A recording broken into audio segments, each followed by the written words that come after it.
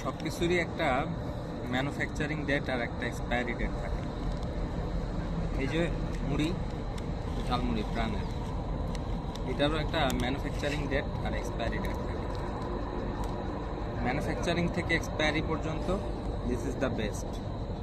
আপনি এটাকে উপভোগ করতে পারবেন, মজা পাবেন। আর এক্সপায়ারি ডেট শেষে এটার আর কোনো ভ্যালু থাকবে না, ইট উইল বি ভ্যালুলেস। যা ভ্যালু, যতটুকু মজা, যতটুকু উপাদান, সবের মধ্যে এই সময়টুকুর মধ্যে। তো আমাদের লাইফটাও এরকম, উইদিন দ্য ম্যানুফ্যাকচারিং ডেট আর এক্সপায়ারি ডেট, এর মাঝখানে আমাদের সবটুকু।